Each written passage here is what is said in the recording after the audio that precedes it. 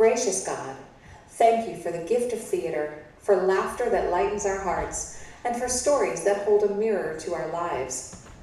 Proverbs reminds us that a merry heart does good like a medicine, and we pray tonight that this time together would bring both joy and healing. Bless the actors, the audience, and all who have worked to share these stories. In Jesus' name we pray. Amen. Thank you again for joining us. Please enjoy the show.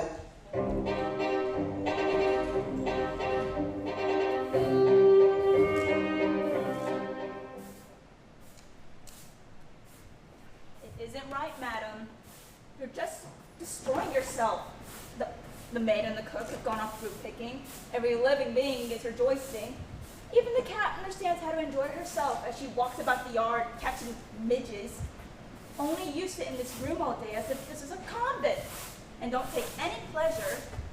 Yes, really, I reckon it's been a whole year since you haven't left this house. I shall never go out. Why should I? My life is already at an end. He is in his grave and I have buried myself between four walls. We are both dead. Well, there you are. Nikolai Mikhailovich is dead, and while it's the will of God, may his soul rest in peace. You've mourned him, and quite right. You can't go on weeping and wearing mourning forever. My old man died too, you know. When his time came, well, I grieved over him. I wept for a month, and that's enough for him. But if I've got to weep for a whole age, well, the old man isn't worth it. You've forgotten all your neighbors, you don't go anywhere, you see nobody. We live, so to speak, like spiders and never see the light of day. The mice have eaten my livery. It isn't as if there are no good people around, for the district's full of them. There's a regiment quartered at Rублov, and the officers are such beauties. You can never gaze your fill at them. And every Friday there's a ball, and every day the soldier band plays, and... Hey, my lady? You're young and beautiful, with roses in your cheek. If you only took a little pleasure. Beauty won't last long. In 10 years' time, you ought to be a peahen amongst the officers, and they won't look at you. It'll be too late. I must ask you never to talk to me about it. You know that when Nikolai Mikhailovich died, life lost all its meaning for me. I vowed never to the end of my days to cease to wear mourning or to see the light. You hear? Let his ghost see how well I love him. I know it's no secret to you that he was often unfair to me, cruel, and even unfaithful.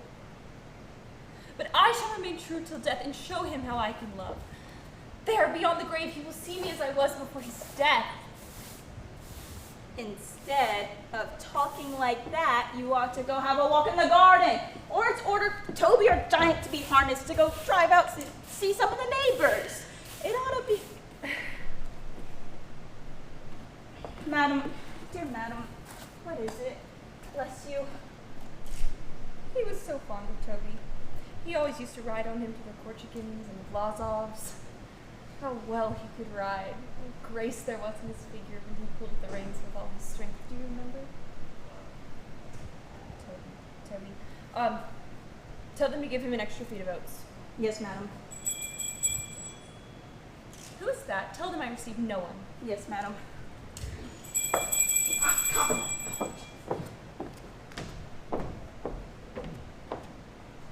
You will see, Nicholas, how I can love and forgive.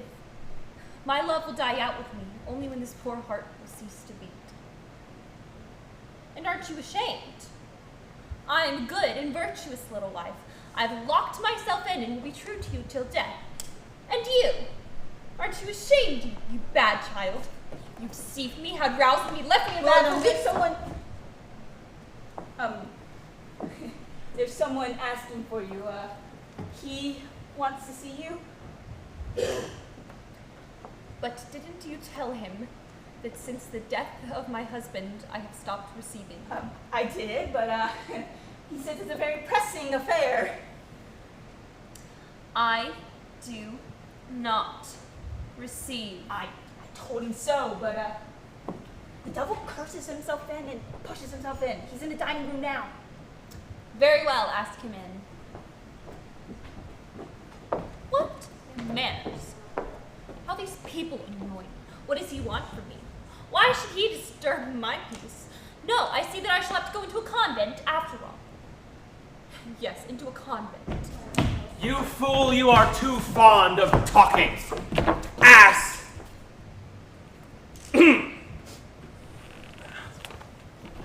Madam, I have the honor to present myself. I am Gregory Stepanovich Smirnov, landowner and retired lieutenant of artillery. I am compelled to disturb you on a very pressing affair. What do you want? Your late husband, with whom I had the honor of being acquainted, died in my debt for 1,200 rubles on 2 bills of exchange. As I've got to pay the interest on a mortgage tomorrow, I've come to ask you, madam, to pay me the money today. 1,200. And what was my husband in debt to you for? He used to buy oats from me. So don't you forget, Luca, to give Toby an extra feed of oats. If Nikolai Mihailovich died in your debt, then I shall certainly pay you. But you must excuse me today as I haven't any spare cash. The day after tomorrow, my steward will return from town, and I'll give him instructions to settle your account. But at the moment, I cannot do as you wish. Moreover, it is exactly 7 months today since the death of my husband, and I am in a state of mind which absolutely prevents me from giving money matters my attention. And I'm in a state of mind which, if I don't pay the money today, will force me to make a graceful exit from this life feet first. They'll take my estate. You'll have your money the day after tomorrow. I don't want the money the day after tomorrow. I want it today. You must excuse me, I can't pay you. I can't wait till after tomorrow. What can I do if I haven't got the money now? You mean to say you can't pay me? I can't. Is that the last word to say? Yes, the last word. The last word, absolutely your last. Absolutely. Thank you so much. I'll make a note of it. And then people want me to stay calm. I meet a man on the road and he asks me, "Why are you always so angry, Gregory Stepanovich?" But how on earth am I not to get angry? I want the money desperately. I rode out yesterday, early in the morning, called on all my debtors, and not a single one of them paid up. I was just about dead beat after it all. Slept goodness knows where, in some inn with a vodka barrel by my head. At last, I get here, 70 versts from home, and hope to get something, and I am received by you with a state of mind. How shouldn't I get angry? I thought I distinctly told you my steward will pay you when he returns from town. I have not come to your steward, but to you. What the devil, excuse my saying so, have I to do with your steward? Excuse me, sir. I am not accustomed to listen to such expressions or such a tone of voice. I want to hear no more. Well then, state of mind. Husband died 7 months ago. Must I pay the interest or mustn't I? I ask you, must I pay or must I not? Suppose your husband is dead and you have a state of mind and nonsense of that sort, and your steward has gone away somewhere, devil take him. What do you want me to do? Do you think I can fly away from my creditors in a balloon or what? Or do you expect me to go and run my head into a brick wall? I go to Grustev, and he isn't at home. Yerosevich has hidden himself. Mazugo has something the matter with his bowels, and this woman has a state of mind. Not one of the swine wants to pay me, and it's because I'm much too gentle with them. Because I'm a rag, just weak wax in their hands. I'm much too gentleman. Well, you'll soon see. You'll find out what I'm like. I shan't let you play about with me, confound it. I shall jolly well stay here until she pays. Oh, how angry I am, how angry I am. All my inside is quivering with anger. I can't even breathe. Oh, I even feel sick. Waiter!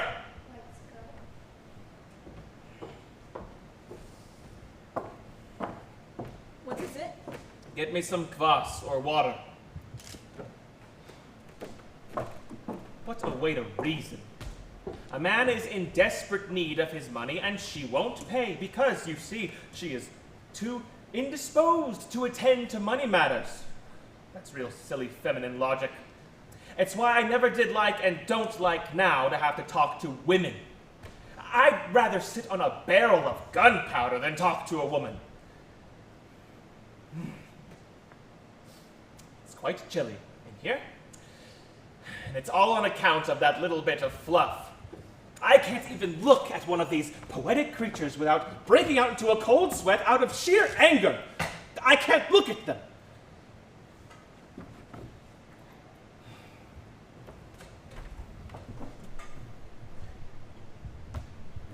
Madam is ill and will see nobody. Get out. Will and will see nobody. No. It's all right. You don't see me? I'll stay here until you give me the money. If you're ill for a week, I'll stay here for a week. If you're ill for a year, I'll stay here for a year. I'm going to get my own, my dear. You don't get at me with your widow's weeds and your dimpled cheeks. I know those dimples.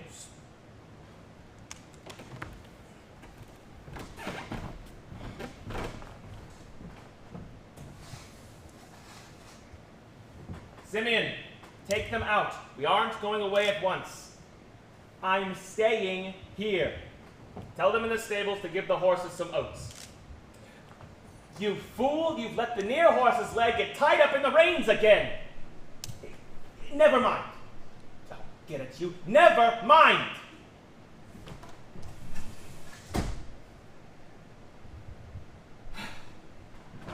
Oh, it's bad. Heat is frightful. Nobody pays up. I slept badly, and on top of everything else, here's this little bit of fluff in mourning with a state of mind. Oh, my head aches. Shall I have a glass of vodka? What? Yes, I think I will. Waiter! What is it? A glass of vodka.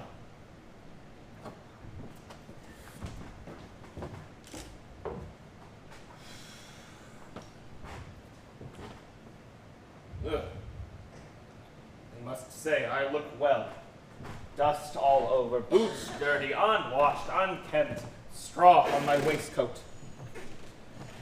The dear lady may well have taken me for a brigand. It's rather impolite to come into a drawing room in this state, but it can't be helped. I have not come as a visitor, but as a creditor, and there is no dress specially prescribed for creditors. You allow yourself to go very far, sir. What? Nothing, really. Whom are you talking to? Shut up! Don't come stay. It's bad luck that's brought him. Oh, how angry I am! So angry I could grind the world to dust!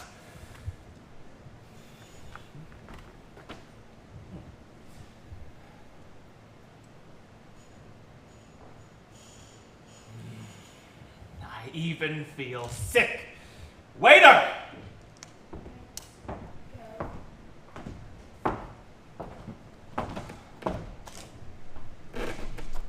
Sir, in my solitude, I have grown unaccustomed to the masculine voice, and I can't stand shouting. I must ask you not to disturb my peace. Pay me the money, and I'll go. I told you perfectly plainly, you'll have your money the day after tomorrow. And I told you perfectly plainly that I don't want the money the day after tomorrow. I want it today. If I don't pay the money today, I'll have to hang myself tomorrow. But what can I do if I haven't got the money? You're so strange. You won't pay me now, eh? I can't. In that case, I stay here and shall wait until I get it. You won't pay me till after tomorrow? I'll wait here until after tomorrow. I shall sit here all the time.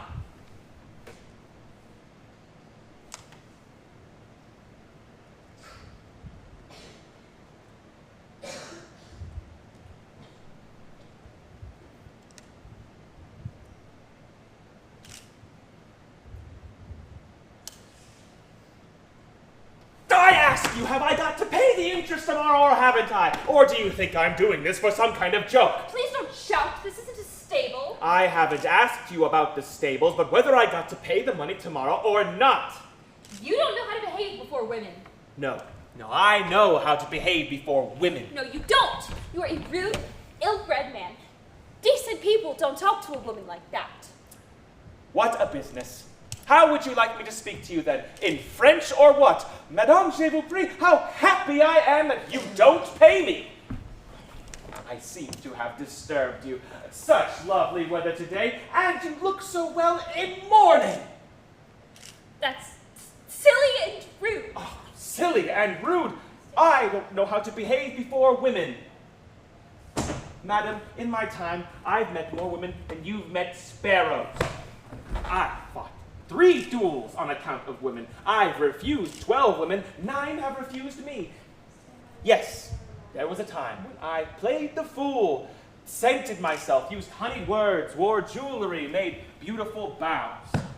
I used to love, to suffer, to sigh at the moon, to get sour, to thaw, to freeze.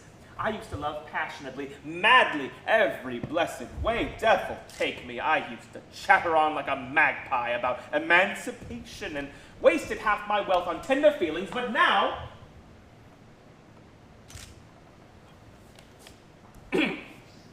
You must excuse me. You don't get round me like that now. I've had enough. Black eyes, passionate eyes, ruby lips, dimpled cheeks, whispers, the moon, timid breathing. I wouldn't give a brass farthing for the lot, madam.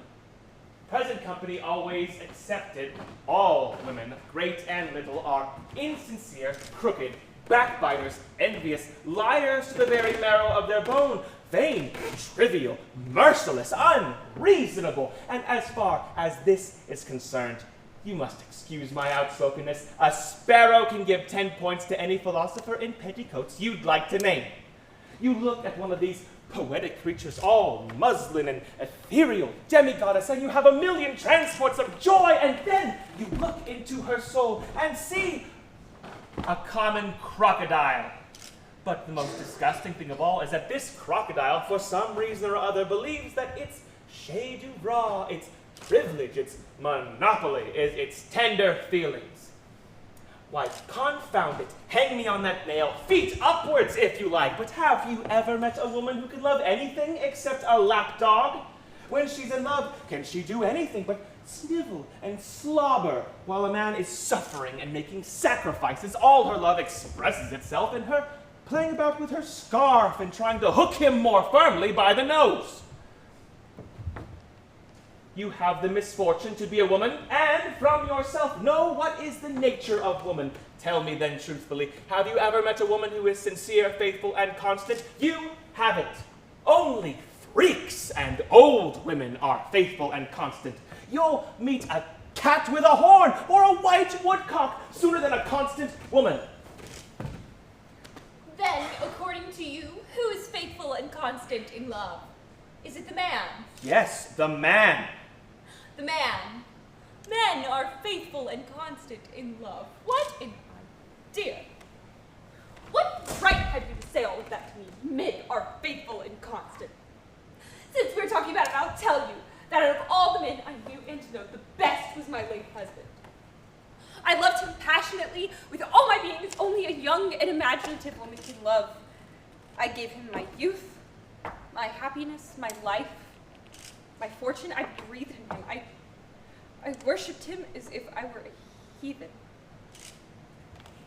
And what then? This best of men shamelessly deceived me in every step. After his death, I found in his desk an entire drawer full of love letters. And when he was alive,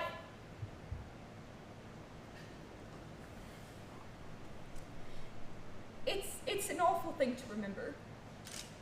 He used to leave me alone for weeks at a time. He would make love to other women and betray me before my very eyes. He wasted my money and made fun of my feelings. And in spite of all of that, I loved him and was true to him. And even now that he is gone, I am still true and constant to his memory. I have shut myself forever within these four walls, will wear these weeds to the very end. Weeds. I don't understand what you take me for. As if I don't know why you wear the black domino and bury yourself between four walls. I should say I did. It's so mysterious, so poetic. Some tame poet will walk by your window and he'll think, there lives the mysterious Tamara, who, for the love of her husband, buried herself between four walls. We know these games. How dare you say all of that to me? You may have buried yourself alive, but you haven't forgotten to powder your face. How dare you speak to me like that? Please, don't shout at me. I'm not your steward. I must be allowed to call things by their real names. And I am not a woman. I'm used to saying what I think straight out. Don't you shout either. I'm not shouting! It's you. Please leave me alone. Pay me my money and I'll go! I shan't give you any money. Oh, no, you will. I shan't give you a farthing just to spite you. I have not the pleasure of being your husband or your fiancé, so please, don't make scenes. I don't like it. So you sit down. I do.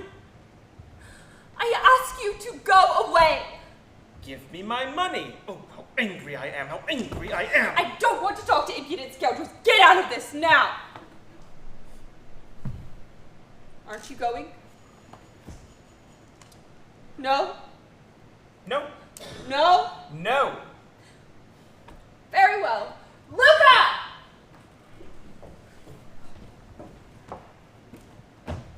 Show this gentleman out. Would you mind going out, sir, as you're asked to? Shut up. Whom are you talking to? I'll chop you into pieces. Fathers! What people? Oh, I'm ill. I'm ill. I can't breathe. Where's Dasha? Dasha, please, you Dasha! They've all gone out to pick fruit. There's nobody at home. Oh, I'm ill. Water.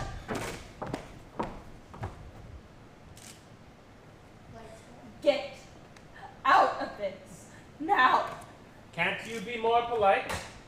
You're a boor, a coarse bear, a bourbon, a monster! What? What did you just say? I said you were a bear, a monster! And what, may I ask, gives you the right to insult me? And suppose I am insulting you. Do you think I'm afraid of you? Do you think that just because you're a poetic creature that you can insult me with impunity, eh? We'll fight it out. Little fathers, what people? Pistols! Water. And do you think I'm afraid of you just because you have large fists and a bull's throat, you bourbon? We're going to fight it out. I will not be insulted by anybody, and I don't care that you're a woman, Bear. one of the softer sex indeed. Bear.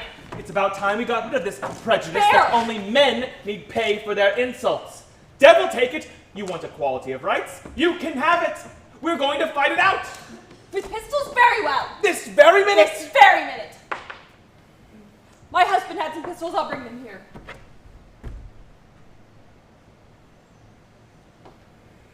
What pleasure it will give me to put a bullet in your thick head. Devil take you.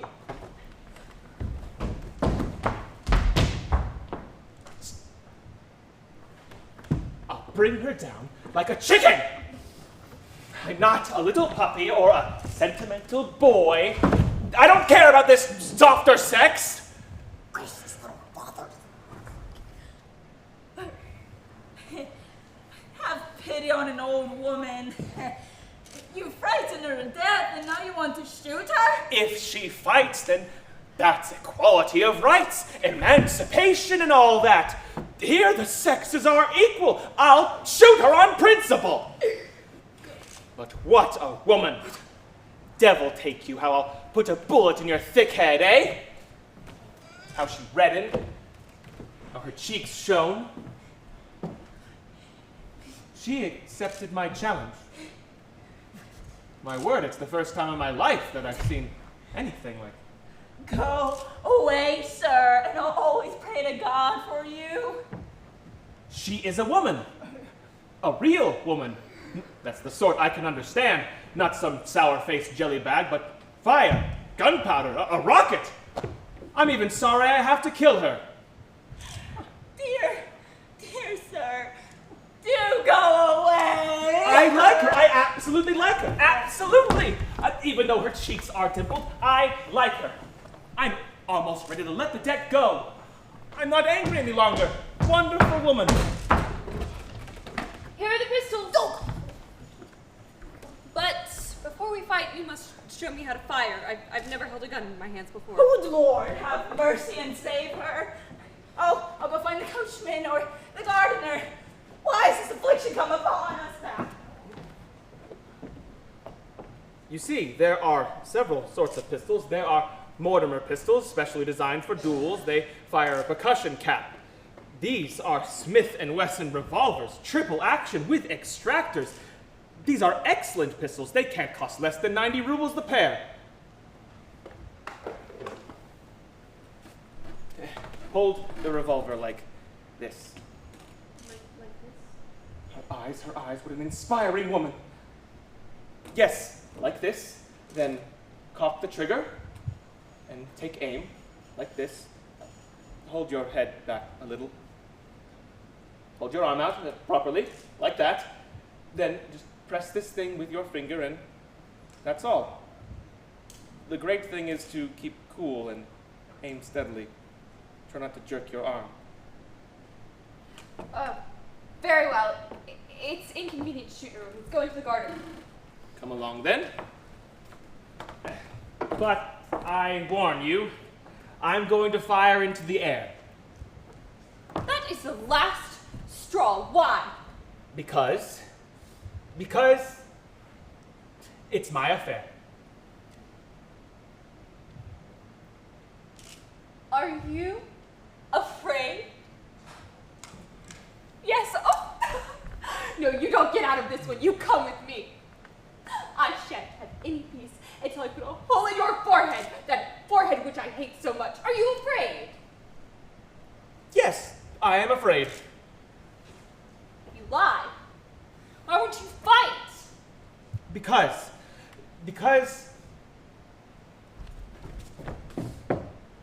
I like you. He likes me. He dares to say that he likes me? That's the way.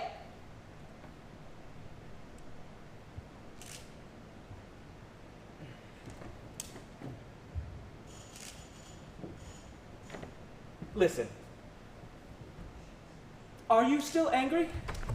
I'm devilishly annoyed too, but do you understand? How can I express myself? The fact is, you see, it's like this, so to speak. Was it my fault that I like you? Devil, take it how I'm smashing up your furniture. I like you. Do you understand? I almost love you. Get away from me, I hate you. God, what a woman. It's the first time in my life that I've seen one like her. I'm lost, done for, fallen into a mousetrap like a mouse. Stand back or I'll fire. Fire then. You can't understand what happiness it would be to die before those beautiful eyes, to be shot by a revolver in that little velvet hand. Oh, I'm out of my senses. Think. Make up your mind at once. If I go out, we shall never see each other again. Decide now. I am a landowner of respectable character. I have an income of 10,000 a year. I can put a bullet in a coin tossed in the air as it comes down. I own some fine horses. Will you be my wife? Let's fight. Let's go out. I'm mad.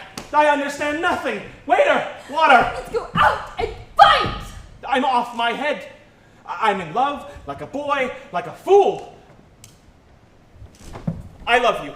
I love you more than I've loved anyone else before. I've refused 12 women, 9 have refused me, and I haven't loved a single one of them as I love you. Oh, I'm weak, I'm wax, I've melted. I'm on my knees, like a fool, offering you my hand. Shame, shame. I haven't loved in 5 years. I'd taken a vow, and now all of a sudden I'm in love like a fish out of water. I offer you my hand, yes or no?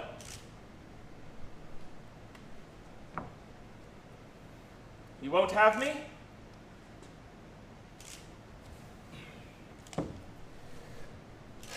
Very well.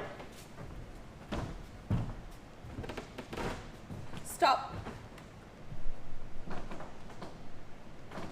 Well? No, go away. No, stop. Oh, go away, how angry I am. My fingers have swollen up because of all of this.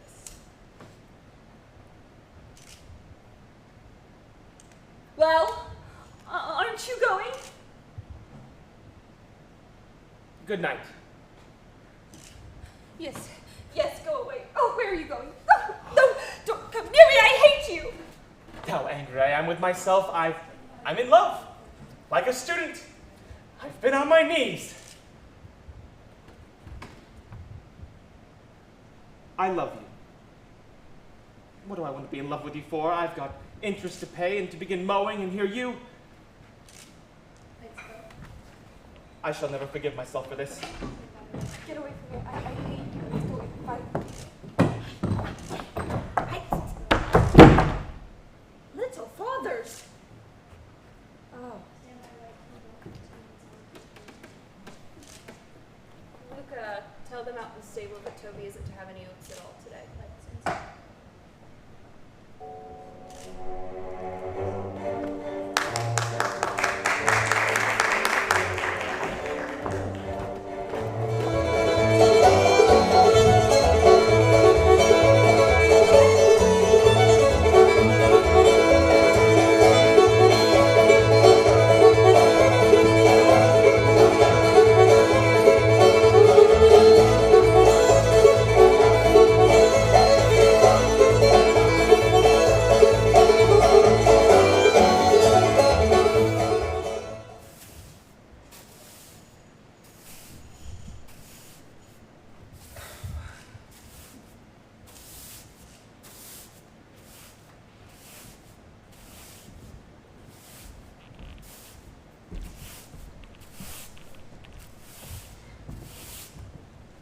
Oh, my dear fellow, whom do I see? Ivan Vasilovich. I'm extremely glad.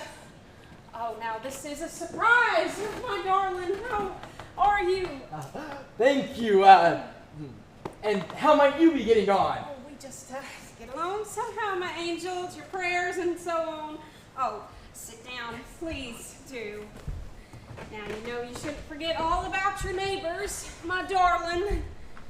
And, you know, with... my dear fellow, why are you so formal in your get-up? Evening dress, gloves, and so on. Can you be going anywhere? No, I've come only to see you, Honor Stepanya Stepanovich. And why are you in evening dress as if you're paying a New Year's Eve visit? Well, you see,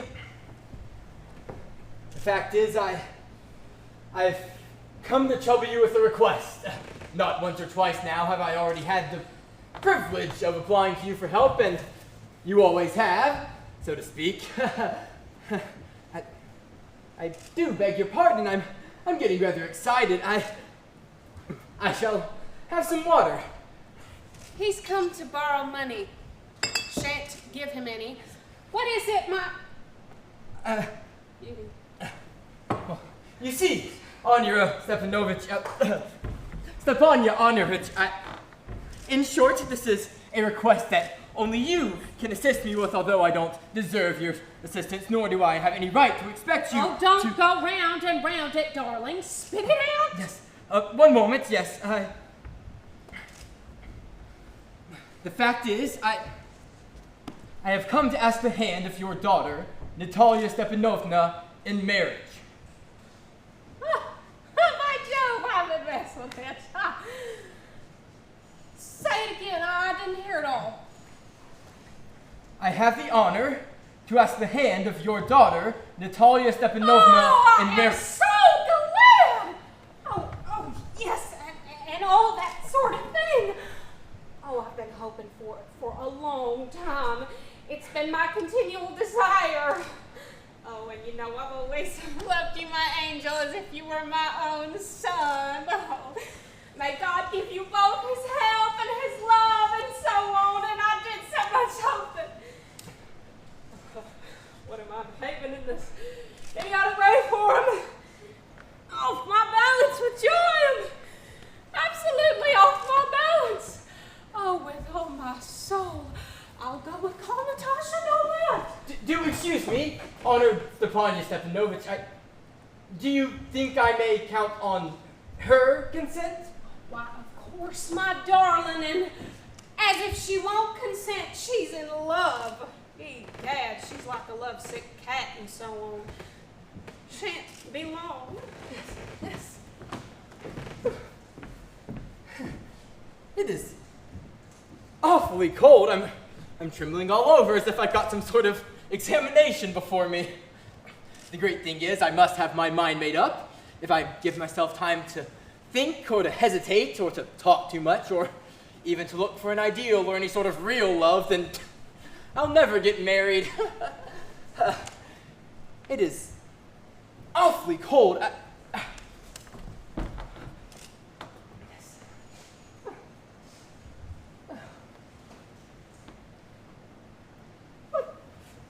Well, Natalia Stepanovna is an excellent housekeeper. She's not bad looking. She's well educated. What more could I want? But I've already got an ringing in my ears from excitement.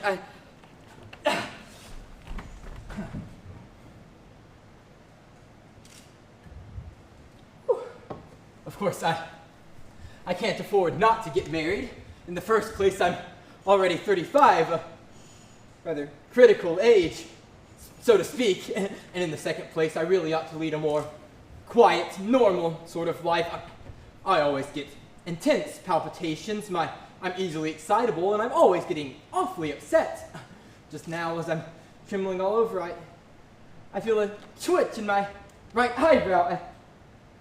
But the worst of all is whenever I try to go to sleep, no sooner have I laid down and I start to get off that I feel a pull in my left side. And it works its way up to my shoulder and up to my head, and I'll jump up like a lunatic. And while I'm up, I'll walk around to try and get it to go away, and it shall, but no sooner do I lay back down that I feel another pull in my side, and oh, this may happen some 20 or so times before I'm able to finally... Well, there it's you. Mama said go. There's a merchant come for his goods. How do you do, Ivan Vassilevich? How do you do, honored Natalia Stepanovna? You must excuse my apron and negligee. We're shelling peas for drying. Oh, why haven't you been here for such a long time? Do sit down.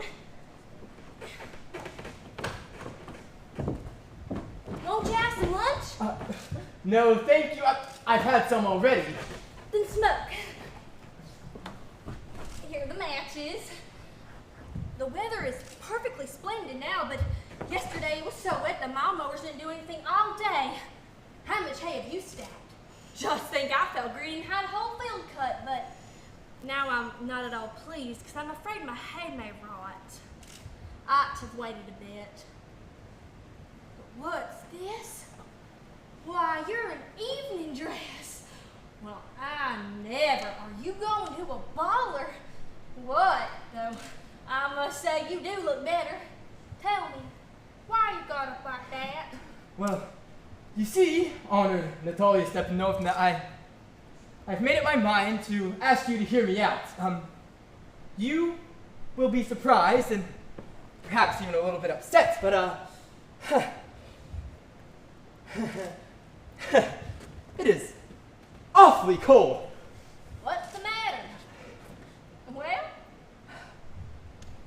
I shall try to be brief. I have long, since my childhood, in fact, had the privilege of knowing you and your family.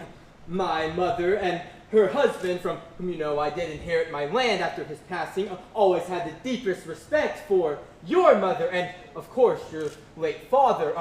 The Lomas and the Chubukals have always had the most friendly and, I might almost say, affectionate regard for each other. And you will remember that my land is neighbor to yours. It is my oxen meadows that do touch your birch woods. Excuse my interrupting you. You say my oxen meadows, but are they yours? Yes, they're mine. What are you talking about? Oxen meadows are ours, not yours. No, Natalia Stepanovna, they're mine. I never heard that before. How do you make that out? How? What? Oh, see, I'm referring to these oxen meadows that are wedged between your birch woods and the burnt marsh, you see. Yes, they're ours. You are mistaken, honored Natalia Stepanovna, they are mine. Just think, Ivan Vasilovich. How long have they been yours? How long? Well, for as long as I can remember. Really? You won't get me to believe that. But you can see from the documents, honored Natalia Stepanovna, oxen meadows, it's true, were once subject to a dispute, but now everyone agrees that they're mine. There's really nothing to argue about. See, my aunt's grandmother once gave the free use of the land in perpetuity to the peasants of your father's grandfather, for which in return they were to make bricks for her. Now, they had the free use of this land for about, 40 years and had gotten used to regarding it as their own when it so happened that... No, it isn't like that at all. Both my grandfather and my great-grandfather reckoned that their land extended to Burnt Marsh, which means ox meadows are ours, so there's really nothing to argue about. It's simply silly. I will show you the documents, Natalia Stepanovna. No, you're simply joking. Or making fun of me. What a surprise. We've had the land for nearly 300 years, and now we're suddenly told it isn't ours. Oh, Ivan Vasilovich, I can hardly believe my ears. The meadows aren't worth much to me. They only come to about 13.5 acres. They're only worth about $500, but I can't stand unfairness. Say what you will, but I can't stand unfairness. Well, do hear me out, I implore you. The peasants of your father's grandfather, as I have already had the honor of explaining to you, used to make bricks for my aunt's grandmother. Now, wishing to make these peasants a pleasant sort of... I can't make heads or tails of all this about aunts and grandfathers and grandmothers. Oxen meadows are ours, and that's all. Mine. Ours! You can go on proving it for 2 days on end. You can go and put 15 dress jackets on. But I tell you that they're ours, ours, ours. I don't want anything of yours, and I don't want to give up anything of mine. So there. Natalia Stepanovna, you must understand, I don't want the land. It means little to me, but I am acting on the principle. If you'd like, I can make you a present of them. I can make you a present of them myself, 'cause they're mine. Your behavior, Ivan Vasilovich, is strange to say the least. Up till now, we've always considered you a neighbor, a good friend. Last year, we lent you our threshing machine, although on that account, we had to put off our own threshing till November. But you treat us as if we were gypsies, giving me my own land indeed. That's not at all very neighborly. In my opinion, it's even impudent, if you want to know. Then you make out that I am a land grabber?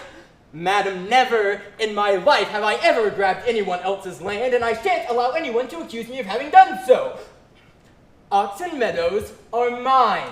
It's not true, they're ours. They're mine.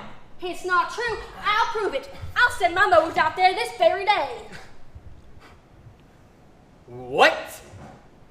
My mowers will be there this very day. I'll give it to them in the neck. You day. Oxen meadows are mine, you understand? Mine! Please don't shout. You can shout yourself hoarse in your own house, but here I must ask you to restrain yourself. Madam, if it wasn't for these awful excruciating palpitations if my entire inside wasn't upset, I would talk to you in a different way. Oxen Meadows are mine. Ours! Mine! Ours! Mine! What is the matter? What are you shouting at? Mama, please tell this gentleman who owns Oxen Meadows. We or he? Darling, the meadows are ours.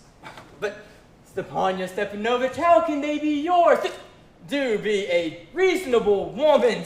You'll remember that my aunt's grandmother gave the free use of the land to the peasants of your grandfather-in-law, for in return they were to make bricks for her. Now, the peasants had the free use of the land for, 40 years and had gotten used to regarding it as their own when it so happened that Excuse me, my precious, you forget just this, that the peasants didn't pay your grandmother and all that because the meadows were in dispute and so on. And now, everybody knows that they're ours.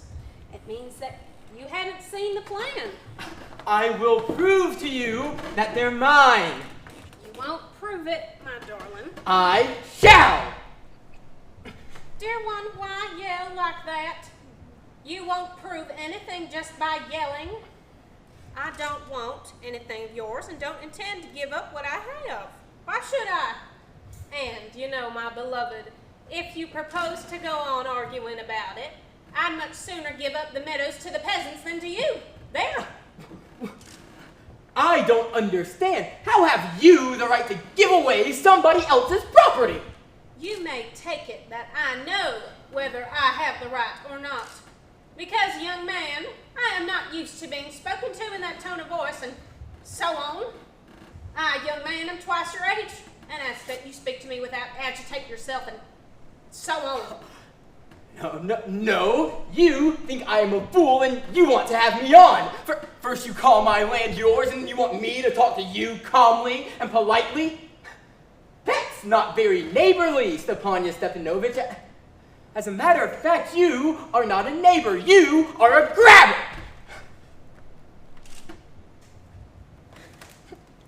What's that? What did you say? Mama, send the mowers out to the meadows at once. What did you say, sir? Oxen Meadows are ours, and I'm shaking them up, shaking them up, shaking them up. We'll see. I'll have the matter taken to court, and then I'll show you. Oh, to court. You can take it to court and all that. You can, I know you. You're just on the lookout for a chance to go to court and all that, you pettifogger. All your people were like that, all of them. Never mind about my people. The Lomovs have all been honorable people, and not one has been tried for embezzlement like your grandfather. You Lomovs have had lunacy in your family. All of you. Ow. Your grandfather was a drunkard, and your younger aunt, Nastasia Milovna, ran away with an architect, and so on. And your mother was humpbacked.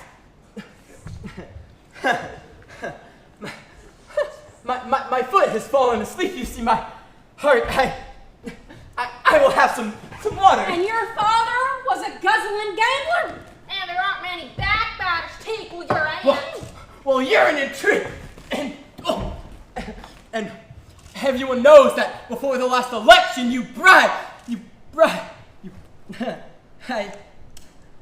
I see stars. Where's my hat?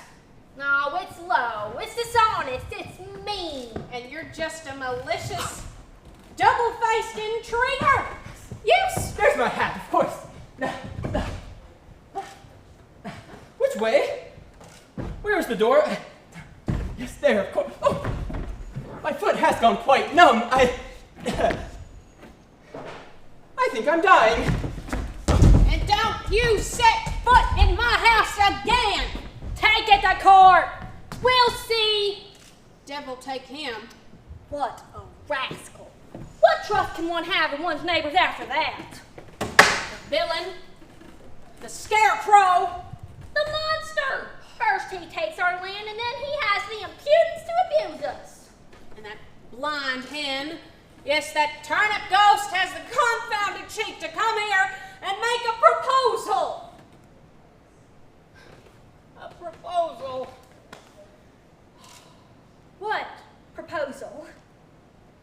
came here so as to propose to you. To propose? To me? Why didn't you tell me so before? So he dresses up in evening clothes, the stuffed sausage, the wizen-faced frump! To propose to me? Oh, bring it back! Bring him here! Bring whom here? Quick, I'm ill! Fetch him! What is that? What is the matter with you? I'm a-dying! Fetch him!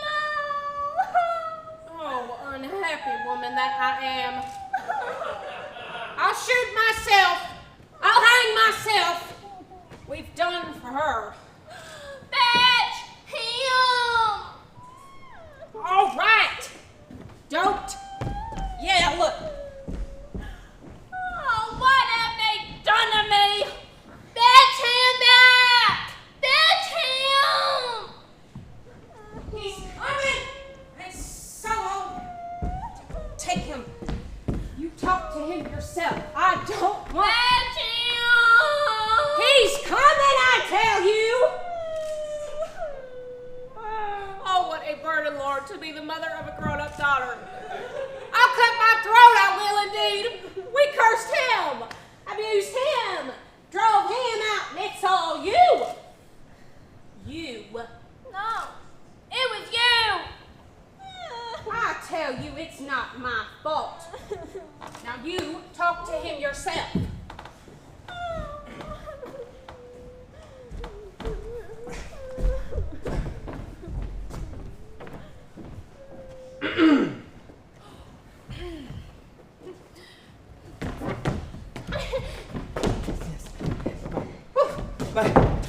My heart is still beating awfully. You see, my foot has fallen asleep and something keeps pulling at my side. Ooh, forgive us, Ivan Vasilovich. We were a little heated. I remember now. Oxen meadows really are yours. My heart is palpitating awfully. Yes, my meadows, both of my eyebrows are twitching. Yes, yours. Do sit down. We were wrong. Well, it's about the principle, you must understand. The land means little to me, but the principle of it all. Yes, the principle just so. Now let's talk about something else. What's more so is I do have the evidence for it. You'll remember that my aunt's grandmother gave the free use of the land to the peasants of your father's kin. I wish I knew how to get it started. Are you going to start shooting soon? Yes, Honor Natalia Stepanovna. I'm thinking of having a go at the blackcock once the hunting season starts, of course. Speaking of hunting, have you heard the misery that has befallen me? My best dog, Guest, whom you know, has fallen lame. Oh, what a pity. Why? I don't know. He must have gotten his leg twisted or bitten by some other dog. It is a real shame, too, to speak nothing of the price. I paid Mironov, $35 for him. Well, that's too much, Ivan Vasilovich. Too much? Well, I think it was rather cheap. He's a first-rate dog. Well, Mama gave $25 for her squeezer, and squeezer's heaps better than gas. Squeezer's better than Guest. That is an idea, Natalia Stepanovna. Squeezer better than Guest. Of course he is. Yes, Squeezer is young and he may develop a bit, but on points and pedigree, he's better than anything that even Boljanetsky's got. Do excuse me, honored Natalia Stepanovna, but you forget that your Squeezer is overshot, and overshot in a dog always means he's a bad hunter. Overshot, is he? The first time I hear it. Well, I assure you, his lower jaw is shorter than the upper. Have you measured? Yes, of course.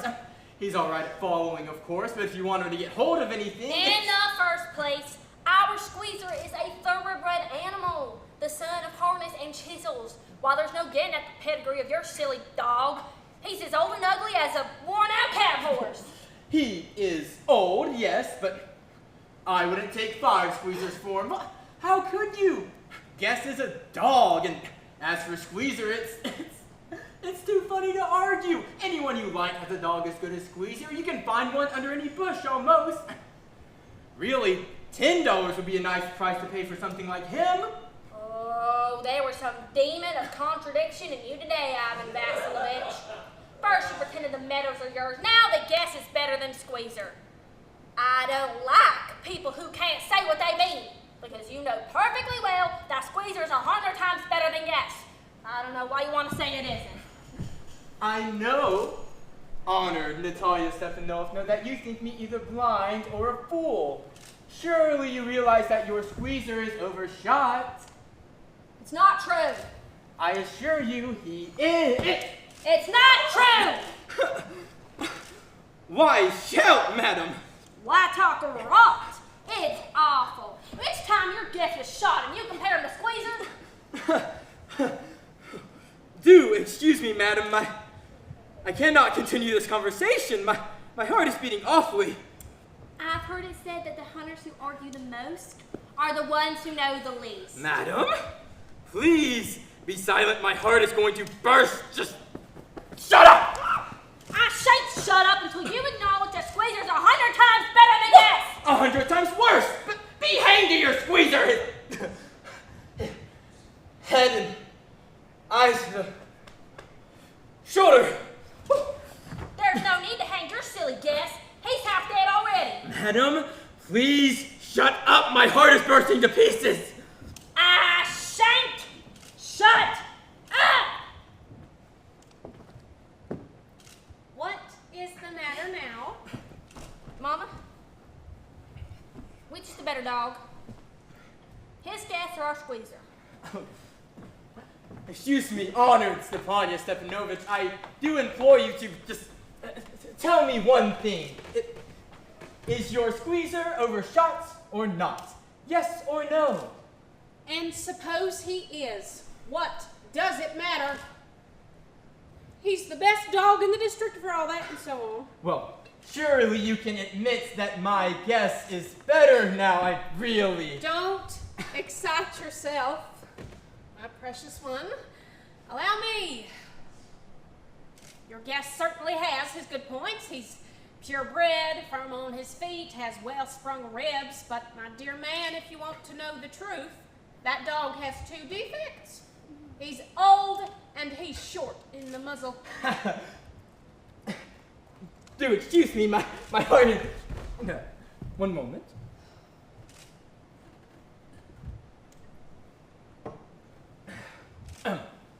Let us take into account the facts. See, you'll remember that on the Marushinsky hunt, my guest ran neck and neck with the Count's dog while your Squeezer was left a whole verst behind. He got left behind because the Count's whipper-in hit him with his whip. And with good reason. The hounds are going after a fox and your Squeezer goes and worries a sheep. That's not true.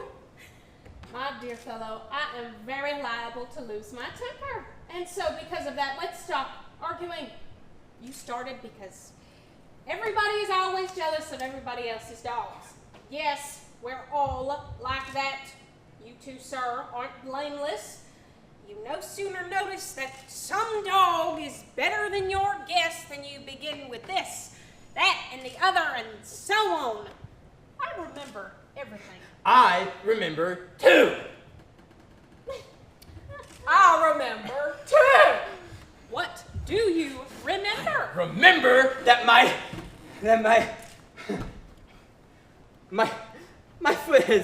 foot, you see, my heart. Do excuse me, My heart! What sort of a hunter are you anyway? You ought to be in the kitchen oven catching black beetles, not going after foxes. My heart! Yes. What sort of a hunter are you anyway? You ought to sit at home with your palpitations and not go tracking animals. You could go hunting, but you only go to argue with people and interfere with their dogs and so on. Let's change the subject in case I lose my temper. You're not a hunter at all anyway. And are you a hunter? You only go hunting so you can get in with the Count and intrigue.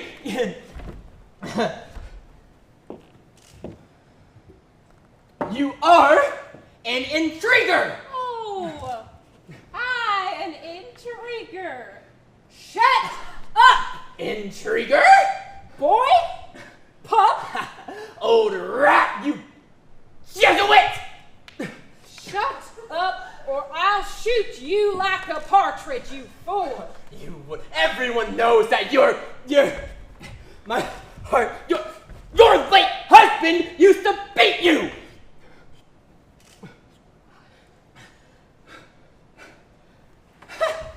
I see sparks!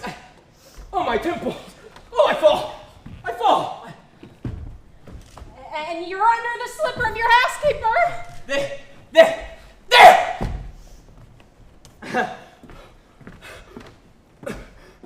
My heart's burst!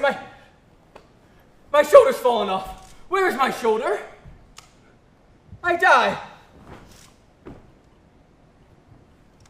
A doctor? Oh, you boy, milksop! Fool! Oh, I'm sick! What sort of a hunter are you anyway? You can't even sit on a horse.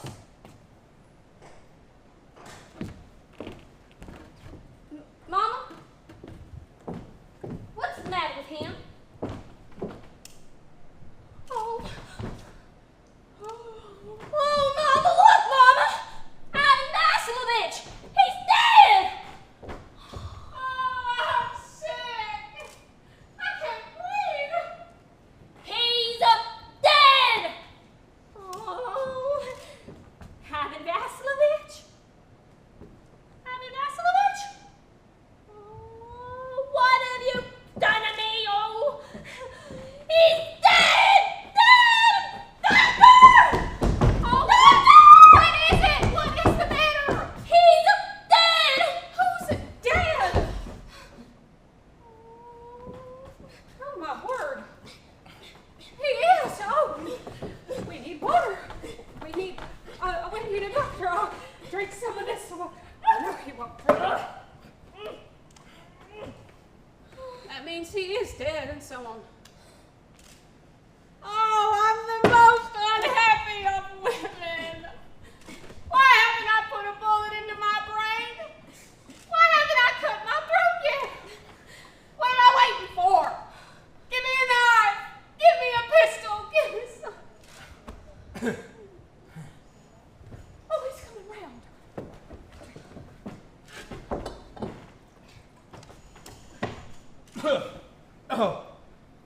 Oh, I see stars and there's mist. Where am I? Hurry up and get married and, well, to the devil with you. She's willing. And all that, she's willing. And I give you my blessing and so on. Only, please, leave me in peace. To whom? She's willing. Well, kiss and be damned to you.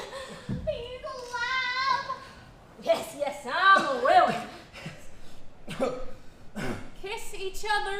Kiss who?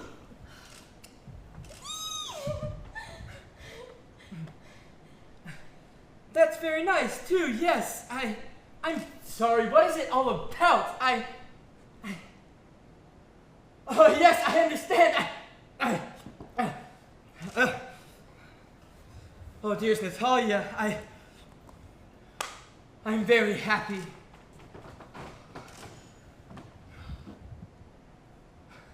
Natalia Stepanovna,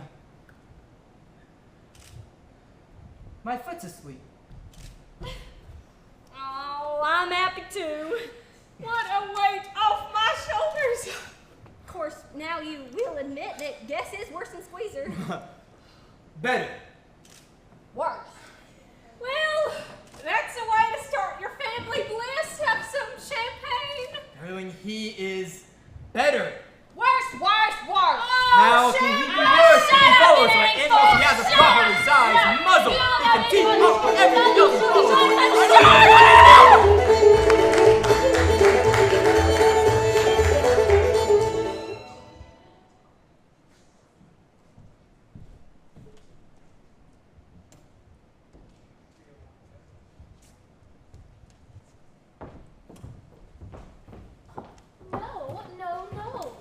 pity on me, please.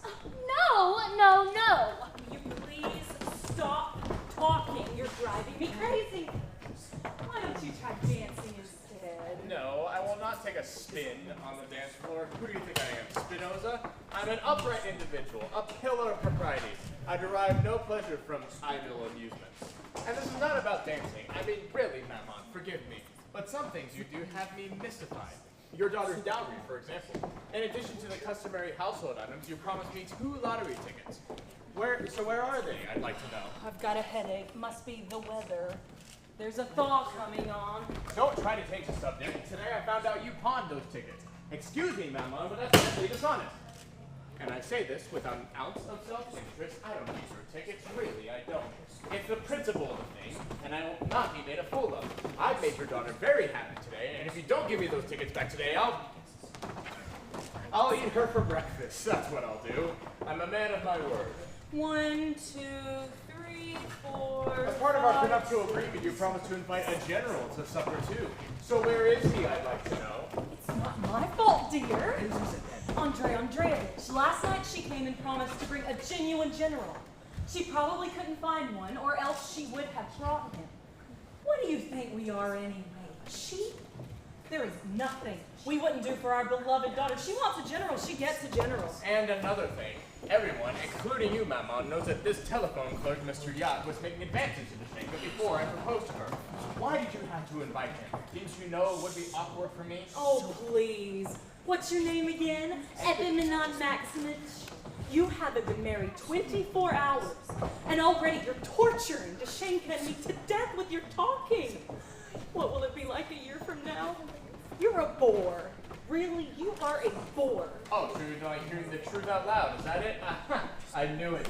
Just act honorably, that's all I ask of you. Act honorably. Have pity on me, please, enchanting Anna Martinovna. You really are too much, aren't you? I've already told you I'm not in good voice tonight. Sing something, I beg of you. Just one small note. That's all, just one small note. Have pity on me. You annoy me, really you do. But you simply have no heart. How could one so cruel have such a wonderful, wonderful voice, if you don't mind me saying so? With a voice like that, you ought to be a concert singer. How divinely you sang that grace note, for example. You remember the one. I loved you once, in vain I loved. Sublime. I loved you once. I might love again. You mean that? That's it, sublime. I can't. I'm not in good voice today. Oh, it's hot. Here, fan me.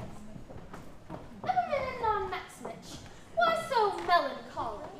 That's no way for a groom to behave. Shame on you to be so disagreeable.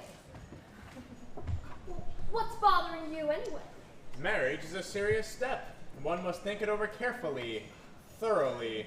What repulsive cynics you all are! I'm suffocating to death breathing your company air! Do you hear me? Air, I need air! Sublime, sublime! Oh, fan me, or else I'll think I'll burst! Oh, please, tell me, why is it so stuffy in here? Because you're sweating. Oh, how vulgar! Don't you dare speak that way in my presence! Sorry, you're accustomed to high society. You should pardon the expression. Oh, leave me alone. Give me poetry! Give me ecstasy! Fan me! Tell me, do you have tigers in Greece? Oh, yes, tigers we have. What about lions? Lions we have too. In Russia there is nothing, but in Greece there is everything.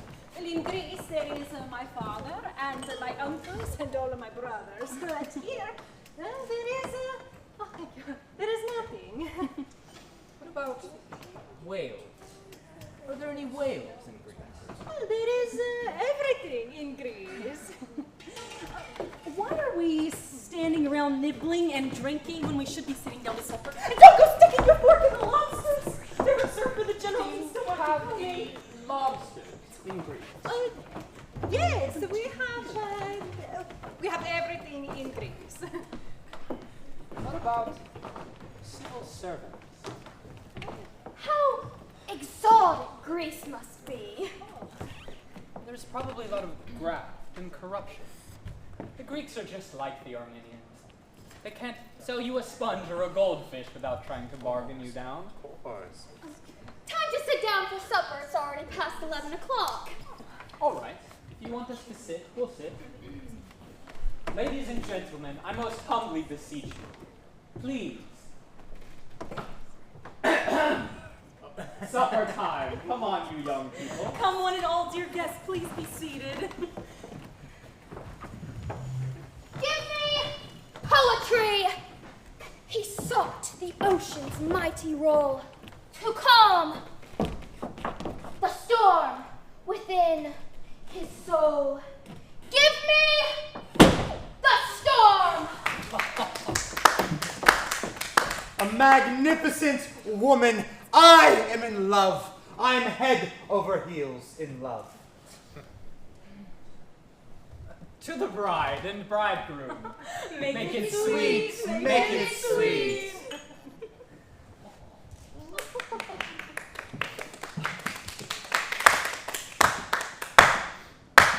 Sublime, sublime, I must say, gentlemen. And let's give credit where credit is due. This hall, this entire establishment, in fact, is simply magnificent. Outstanding. Superb. But you know what is lacking to set the whole thing off? Electric lighting. You should pardon the expression. Electric lighting has been introduced in all other foreign countries. Only Russia lags behind. Electric lighting. Now, in my opinion, electric lighting is only another form of fraud. You know, they slip in a piece of coal when they think you're not looking. No, my friend. If you're going to give us lighting, give us something substantial. You know, something impressive. Let there be real light. Do you understand? Real light. Natural light. Not intellectual light. If you've ever seen an electric battery, you'd be singing a different tune. I don't want to see one. It's just another fraud to swindle the common man, to squeeze him dry. We know those swindlers. We know their types. And as for you, young man, instead of sticking up for swindlers, why not have another drink and fill the glasses all around? Go on. I agree with you completely, Papa dear. Why bother with intellectual conversations? I mean, I myself have no objection to discussing inventions of the scientific kind, but there is a time and a place for everything. What do you think, ma chère? He's just trying to show how smart he is by talking of things others don't understand. We've managed to live our lives without education, thank God, and marry off 3 daughters to fine young men. So if you find us ignorant, then why do you come here? Go hang around your educated friends. Yeah. Dear Nastasia, I hold you and your family in the highest regard. So, if I so happen to go on about electric lighting, it isn't to impress you with my superiority. I have always wished that Daria Yevdokinyovna find a really good husband. And nowadays, Nastasia, a really good husband is hard to find. Nowadays, most are marrying for money. What are you insinuating? I'm not insinuating anything, really. Present company excluded, of course. I'm just saying, in general, forgive me. Everyone knows you married for love. The dowry is nonsense. Oh, no, it's not. And watch what you're saying, sir. Besides 1,000 rubles in cash, we also gave them 3 coats, a bed, and all their furniture. Let me see you find that size dowry anywhere else. I didn't mean to insinuate anything. Coats really are a good thing. Furniture, too. Now, I'm afraid they're offended. I didn't mean to insinuate anything, really. Then don't. We invited you to this wedding out of respect for your parents, and here you go and say all sorts of things. If you really thought that Epimenon Maximich was marrying for money, then why didn't you say so before? I have nursed her, coddled her, raised her, cared for her like a precious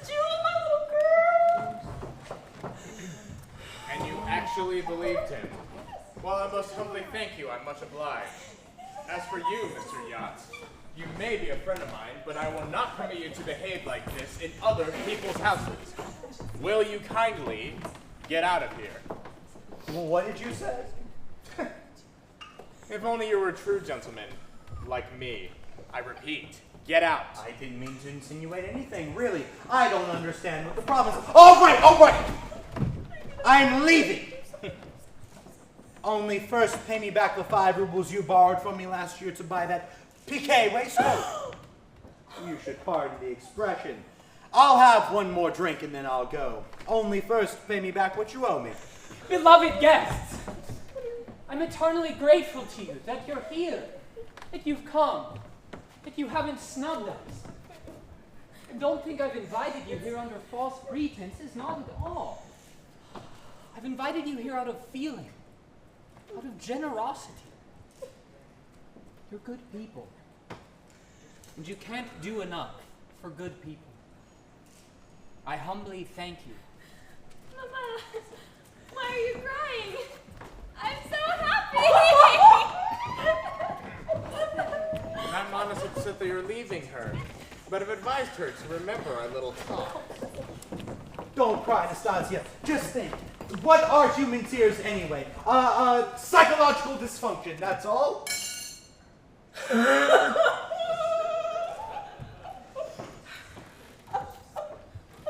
What about mushrooms?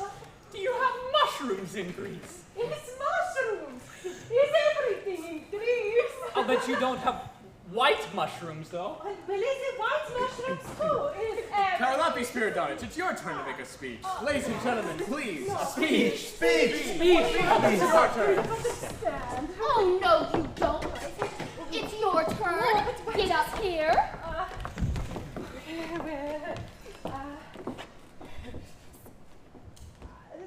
This is what I can say. There is Russia and there is Greece. In Russia there are Russian peoples, and in Greece there are Greek peoples. And on the sea there are ships, which the Russian people, they call them ships, but we call them sailboats. And on the ground there is something else, which the Russians call railways.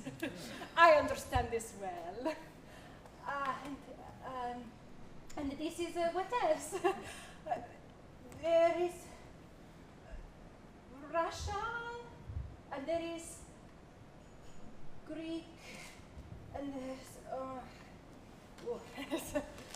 no, I don't need anything. I don't. We are Greek, and you are Russian, and this is.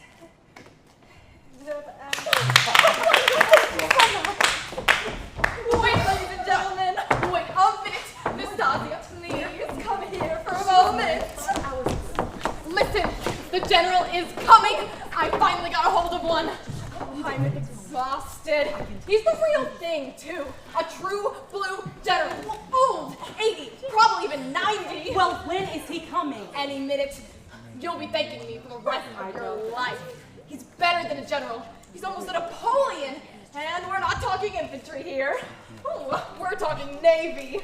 Actually, he's a captain of the 2nd class, but in the Navy, that is the equivalent of Major General, or the civilian rank of State Counselor. Really, it's the same thing, maybe even higher. You aren't kidding me, are you, Andrushenko? Would I do a thing like that? Yes. Relax. Don't worry about it.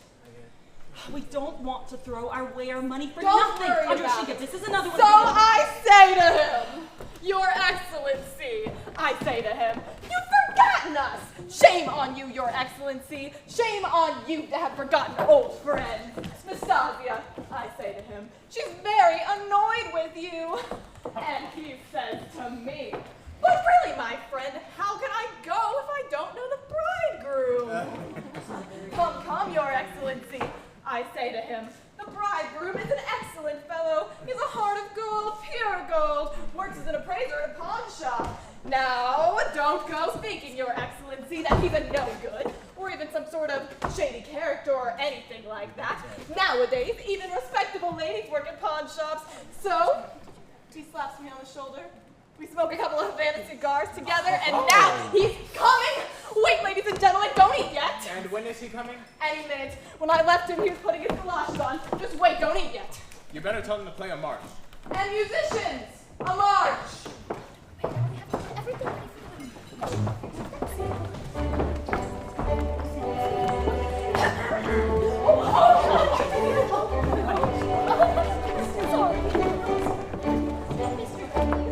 Welcome, Your Excellency. The pleasure is ours.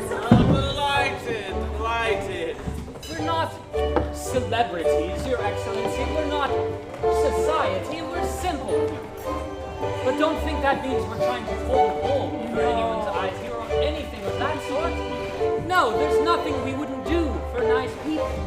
Nothing's too good for them.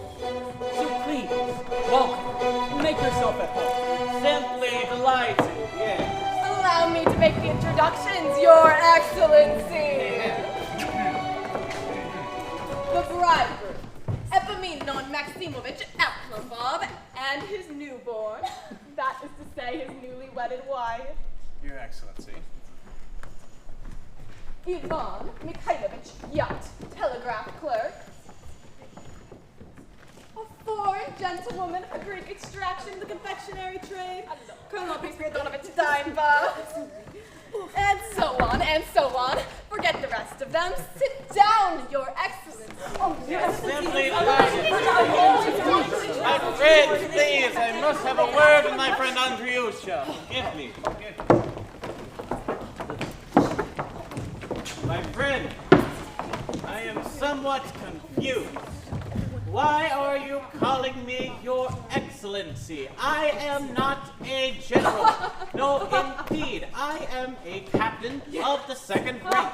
That's even lower than a colonel. I know, but Fyodor Yakovlevich, please, kindly permit us to call you Your Excellency. The family, you know, they are very patriarchal. They have great respect for age and rank. Well, in that case, of course, delighted. Oh, be seated, Your Excellency. Be so kind. And please partake, Your Excellency. Forgive us, please. You must be used to nice manners, but here we are simple people.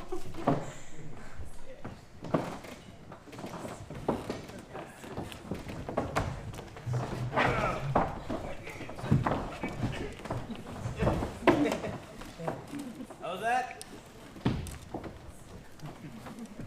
Yes. In the olden days, people lived simply, and everyone was content. Yes. I lived simply too, despite my officer's rank. So, when my friend Andriusha here comes to invite me to this wedding, I say, how can I come? I don't know anyone. Wouldn't that be rather awkward? Well, she says they are simple, old-fashioned people, and everyone is welcome. So I say, why not? Of course, delighted. It gets boring staying home alone. So if my presence at this wedding can bring anyone any sort of pleasure, I am more than happy to oblige. Do you mean it, Your Excellency? Really? I commend you. I'm a simple man, an honest man. I respect like-minded people. Eat and drink to your heart's content, Your Excellency. Have you been retired long, Your Excellency? Oh, yes, very true. Sorry. Excuse me, what is this? The herring is bitter, and so is the bread. How can this be? Make it sweet, make it sweet. That's my young. To your good health. Ah, yes. In the olden days, people lived simply, and everyone was content. I love simplicity. I am old, very old indeed. I retired in 1865. I am 72 years old. I thought he was 90. Yes, but even then, people like to put on a bit of a show. Those people. Yes, the life of a sailor, it can be quite hard. It tests a man's mind. Every single word has its own special meaning, so to speak. For example, hands aloft to the foresail and the mainsail. Now, what does this mean? Oh, any good sailor knows this. It's as slippery as mathematics. To the good health of His Excellency, Fyodor Yakovlevich Revunov Karaulov. Make it Your Excellency, you are kind enough to wax eloquent about the difficulties of naval service. But do you really think that the telegraph service is any easier? Nowadays, no one can get into the telegraph service unless they can read and write in French and German. Because the most difficult work in our service is the transmission of telegrams. So, you will do me the honor and listen to this.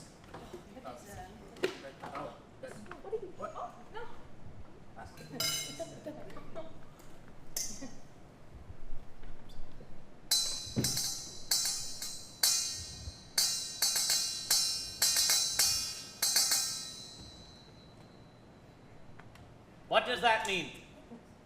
It means, Your Excellency, how highly I hold you in esteem. Think it's so easy? Listen to this. No, you don't need Louder, please. I cannot hear it. No, it's perfectly loud enough. No, you must hear.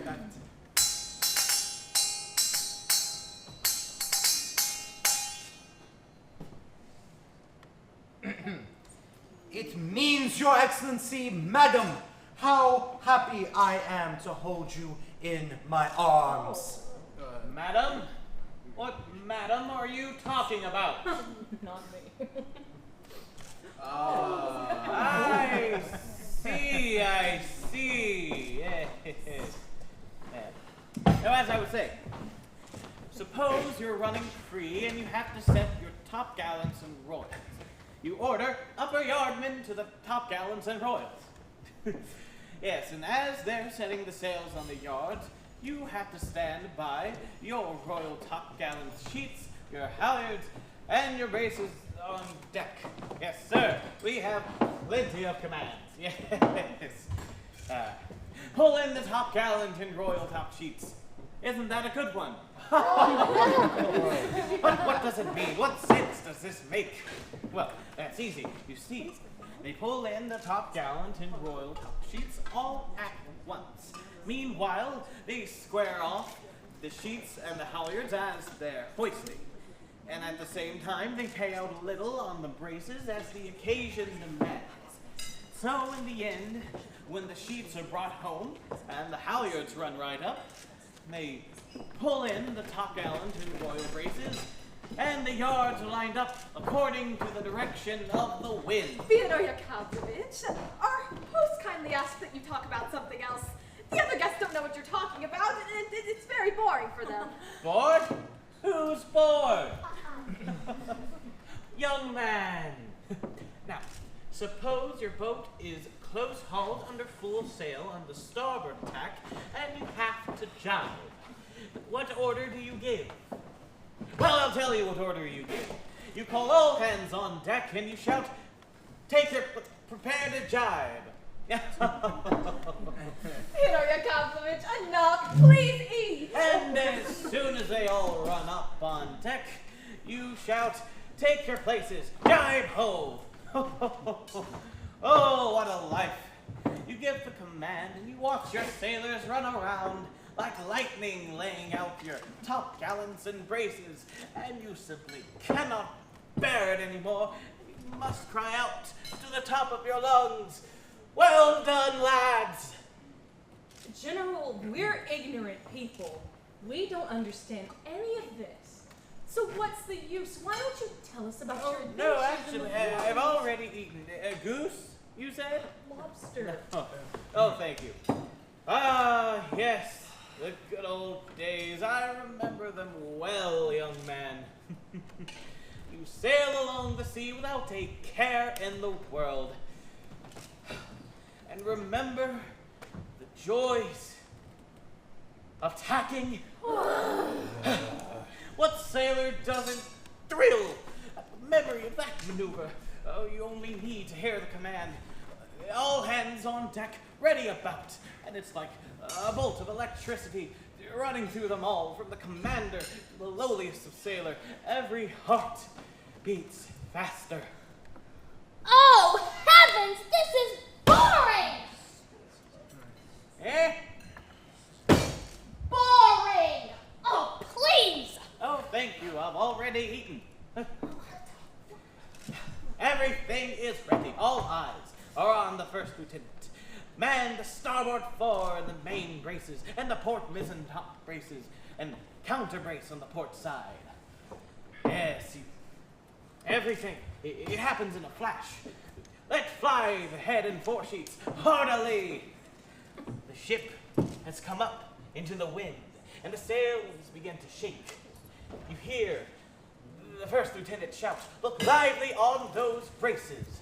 His eyes fix frozen on the main topsail, and when the great moment finally comes, that sail starts shaking too. That is to say, the ship has begun to loaf.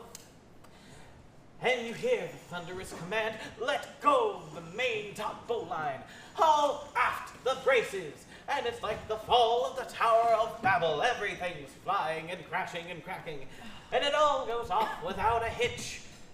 Yes, the ship has turned triumphantly. General, this is disgraceful. And at your age, you should be ashamed of yourself. Enough of this. Cutlets? No, actually, I haven't had any. I said you should be ashamed of yourself at your age. Ladies This and is gentlemen, disgraceful. really must we come now? Let's dance. First of all, I am not a general. I am a captain of the second rank. If you're not a general, then why did you take our money? We didn't pay you to make a fool of yourself. Money? What money? You know very well what money. The 25 rubles you were paid by Andrei Andreevich. Shame on you, Andrushenka. We didn't pay you to hire someone like this. Stop it. Really. Come now. Let's Hired? go. Paid? What is this about? One moment, please. Did you really receive 25 rubles from Andrei Andreevich? 25 rubles? I received no such thing as 25 rubles. I see what's going on here. This is a trick. A dirty and vile trick. You really took money for this? I took no money of any kind. Get off, sir. If this were a respectable household, I could challenge someone to a duel.